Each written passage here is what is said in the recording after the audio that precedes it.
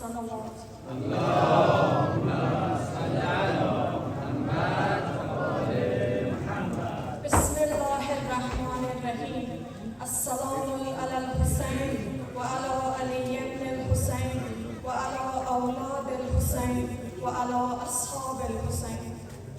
Greetings, respected educators, guests, parents, and youth.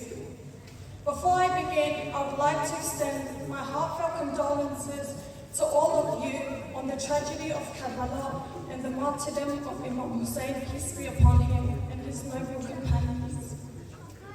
This is a sorrow that lives in the hearts of believers across generations, and today we gather to honor their sacrifice and reflect on the internal message of Ashura. Let us open our hearts as we prepare to journey through the day of Ashura.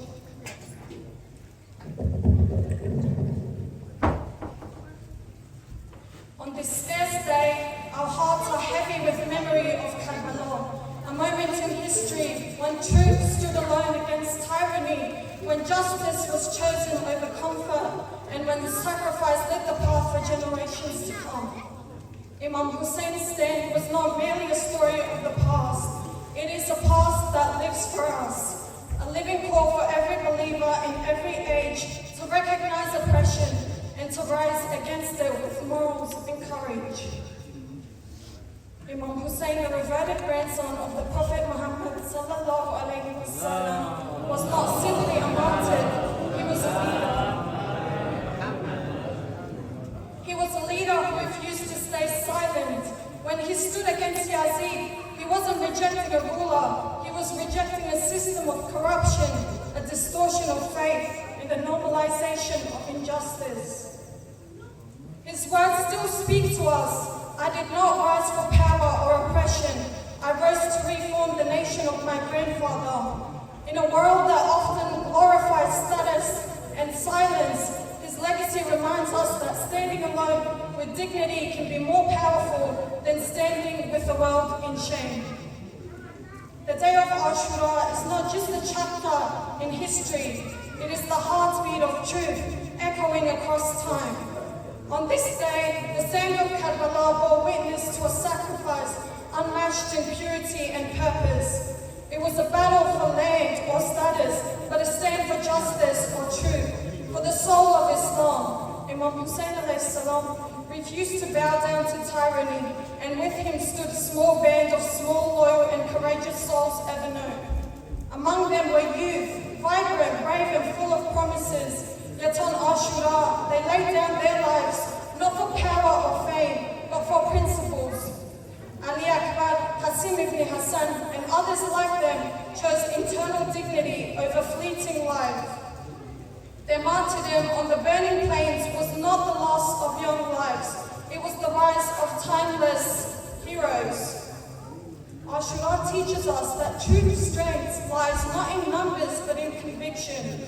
Even those who could not lift a sword like Imam Zain al-Abidin alayhi salam carried the mission forward. Though awakened by illness, his powerful words in the courts of Yazid became arrows of truth, shaking the throne of oppression. His legacy reminds us that the spirit of Ashura lives in courage, patience, and unwavering faith. Ashura is not only a memory, it is a mirror. It asks us and questions, where do we stand when the truth is on the line? Do we choose ease or do we rise with the spirit of Karbala? Karbala was never meant to stay in the past, my dear brothers and sisters. It is not only about warning, it is about transformation. It teaches us that true power lies not in popularity but in principle. That integrity is worth more than acceptance. Being a follower of Hussein means being brave when it's easier to be quiet, and choosing right even if you're standing by yourself. The tears we shed for Karbala must not dry on our cheeks. They must fall onto the soil of the present. They must nourish the seeds of justice and grow into action. Now, my younger brothers and sisters, I stand before you with a message that comes from heart, a message for the Hazara youth, especially the ones living in Australia and those present in this gathering. Know that you are not fortunate, you are entrusted. You carry the voices of those who cannot represent a future that so many back home are still fighting to protect. With every opportunity you're given, act with purpose. Let your education, your achievements and your courage serve not only your success, but the dignity and resilience as well as strength of your own people. Your parents, especially your fathers, have made immense sacrifices, giving up comfort, belonging, and even their own dreams so you could live a better life. Think about that. The greatest hope was to provide you with what they may have never had, the chance to focus solely on your education. Let their sacrifices be your inspiration. Strive for excellence, not only for your own future, but to ensure their sacrifices were not in vain. Their journey created a path for you. Now it's your turn to walk it with purpose and determination. Your efforts in school, university and beyond do more than empower you. They ignite hope for those still in Afghanistan. You are living proof that education is the path to freedom, strength and transformation. Never forget that knowledge is one of the most powerful tools we possess. It is a privilege that is not afforded by everyone in our homeland today.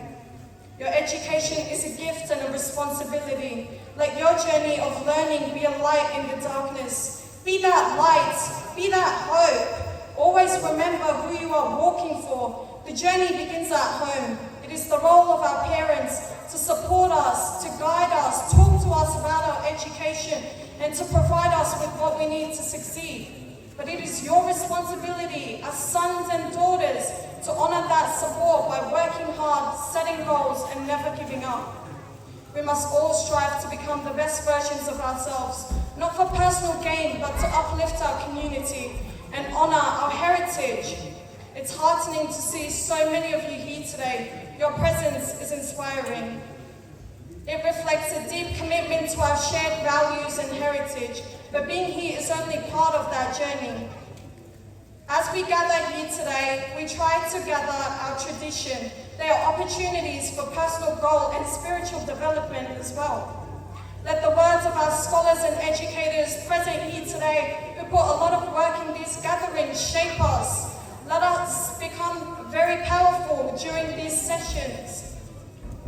I am especially proud of younger generation, particularly the women who are stepping forward and courageously sharing their perspective. Your voices matter deeply. Your presence here signals a hopeful shift towards inclusivity and progress. As a woman myself, I feel empowered to stand before you and speak openly because I see in you a generation filled with potential, integrity, and vision. To the parents present, your continued support, guidance, and involvement are essential. Our young people need to know that their dreams are shared, valued, and supported by their families and loved ones. Let us continue to work together to build a united Hazara nation rooted in mutual understanding, empathy, and shared purpose. We are privileged to live in a country where education and safety are accessible, but many back home are still fighting for their most basic rights. Remember that. Let us become their source of strength. Let us show them that even in moments of despair, there is always hope. There is always a way to rise again. Lastly, I would like to acknowledge that I share my words in English. I do this so that our younger generation, who are more satisfied in this language, can fully grasp the meaning of our gathering. I want them all to walk away with clear, lasting lessons they can carry forward. Let us continue to stand together. Let us lift each other up. Let us build a future rooted in unity, education, courage, and justice. Ashura is not about mourning only. It is about standing up for what is right. It is about recognizing your determination, your life, and how to make the world a better place. To the youth again, you are not just the future of this ummah, you are its legacy. Your courage, your voice, and your values are the continuation of Imam Hussein's mission. Thank you all once again for your time. Salawat al Muhammad wa ali Muhammad.